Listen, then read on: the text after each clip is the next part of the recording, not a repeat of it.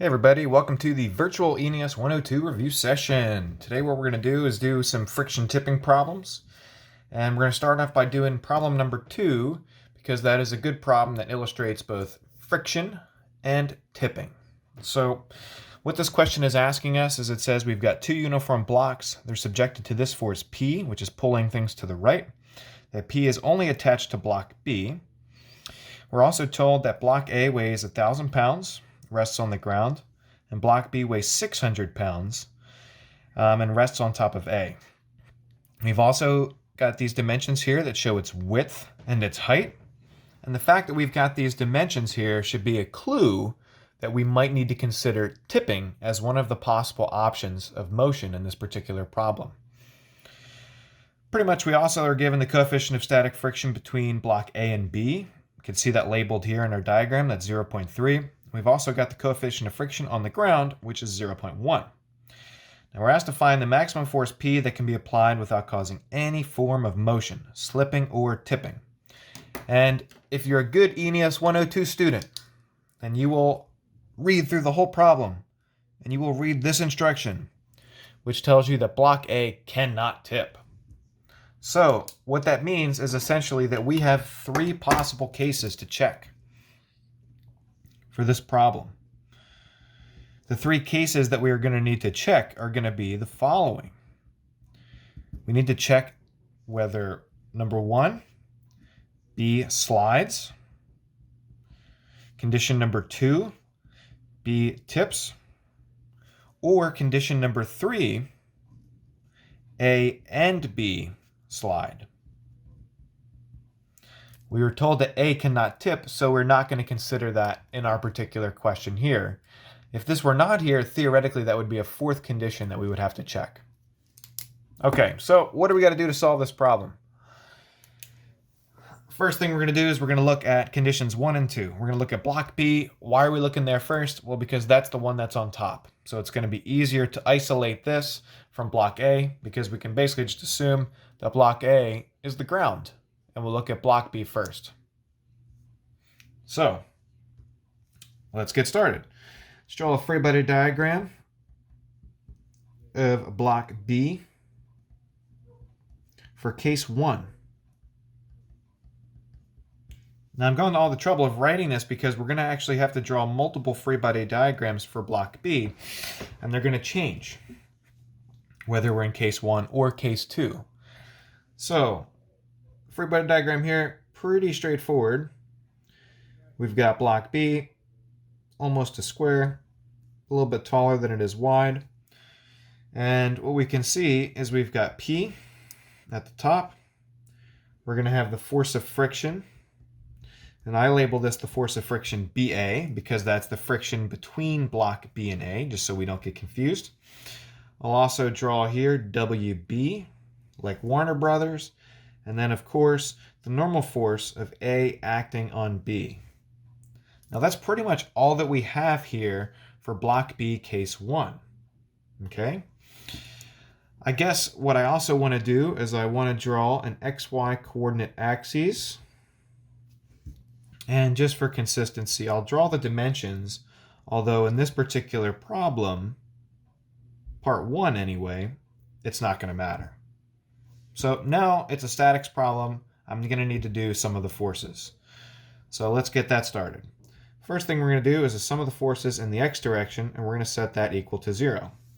When we look at the forces in the x, we've got P going to the right, and we've got the force of friction BA going to the left. What this tells us is that our P is going to be equal to the force of friction. So effectively, in order for us to slide this block, we have to exceed maximum friction. And we know that FF max of BA is going to be equal to mu S times NAB. Well, at this point, we don't know what NAB is for sure, so we have to write one more equation. So let's go up here. We'll do sum of the forces in the y direction. We'll set that equal to 0. That's going to tell us that NAB minus WB is equal to 0.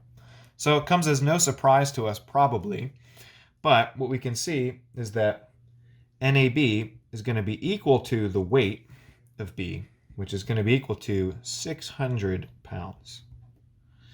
So what this allows us to do is now go back to this equation over here and determine that the force P required to slide block B is going to be equal to mu S 0.3 times the normal force of 600. So P sliding of B is going to be equal to 180 pounds. Now, we'll just underline this for right now because we don't know what we're going to do with this answer just yet. The next thing we need to do is we need to check case 2 of B tipping. So now we have to draw a freebody diagram of block B for case 2, which is going to be tipping. Okay, now how are we going to approach this? To do a tipping freebody diagram, the difference is that when we start to tip, we tip about the very front right corner of B. So effectively what's going to happen is that the normal force shifts over to that point. So everything in our freebody diagram will be pretty much the same as it was in the previous example, case 1, but the difference is now that NAB is going to be at the front right corner of block B. So we'll redraw all of this stuff, and on the exam, usually you will have to do this because this is the modeling that we require you to do for a friction tipping problem. We'd like you to draw the freebody diagram for both tipping and slipping conditions. So now that we're here, pretty much if B starts to tip, it's going to tip about this point right here, which we'll call point A. So the only thing we need to do in a tipping case is to check whether or not this P causes things to rotate about point A. P will be the force that tends to cause this block to rotate clockwise, whereas the weight is going to be the force that causes it to rotate counterclockwise. So we're looking at the balance of those two moments about point A. So we do sum of the moments about point A, and we set that equal to 0. That's going to get us that we have WB times 3 over 2. Because of line of action, we bisect this side and can see that the distance between here and here is 3 over 2. So we have WB times a distance of 3 over 2 minus P, which is 5 feet away.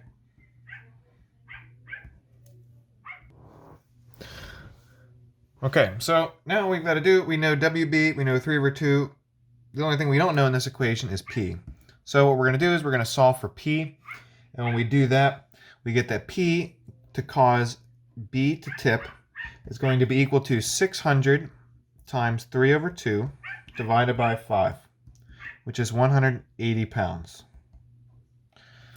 So what we can see is going to be that P tip of B is 180 pounds, which is actually the same force required to get B to slide. So what's going to happen is actually that these two things are going to happen simultaneously. So the last thing we need to check is case 3, which is the A and B slide together. And I apologize if you hear my dog barking in the backyard. He's got rabbit fever and is going insane. So I apologize. But we can see here case 3. We're going to check that right now, and that is that A and B slide. They do the electric slide together because that dance is still super popular and hip on TikTok, I'm pretty sure. So anyway, aside from that terrible joke, let's move on. We've got our block. We only need to draw the block of A. So we've got block A, and because block A cannot tip, we don't need any dimensions on block A. And we actually don't even have any in the problem anyway. But we do want to draw our XY axes. We're going to draw that up here in this top corner. And to draw our freebody diagram, we have to draw what block B is doing to block A. So if block A was applying a normal force upwards on block B, then block B will be applying a normal force via Newton's third law, NAB, to block A. We can also see that the force of friction from block A on B was going to the left. Therefore, in this case, the force of friction of B, A, is actually going to the right. Again, Newton's third law. We draw the arrow going to the other way. Equal and opposite forces. Next, we draw the weight of A. And we draw the NA. And we draw the force of friction of A, which is going to be acting at the front right corner, or really along the bottom, but line of action, as long as it's acting along the bottom, we're good to go. So, first thing, statics problem. Sum our forces in the x direction, we'll set that equal to 0. That's going to get us that FFBA minus the force of friction of A is going to be equal to 0. Now, from before, what we can actually see was that P equaled FFBA. So this is pretty much equivalent to P at this point. The force that we're applying here, as long as it's not more than 180 pounds, is going to be applied to block A. So we're going to see what happens here. So pretty much what we're going to be looking for is what's going on with FFA. And we know that FFA maximum is equal to mu S of block A times NA. But at this moment, we don't know what NA is. So we need to do a sum of the forces in the y equation, set that equal to 0, and that's going to get us that NA minus WA minus NAB is equal to 0. So we can use our math from before, and we can see that NA is equal to 600 plus W of A, which is 1,000 pounds. So we can see that NA is going to be 600, which was the normal force, plus 1,000 equals 1,600 pounds.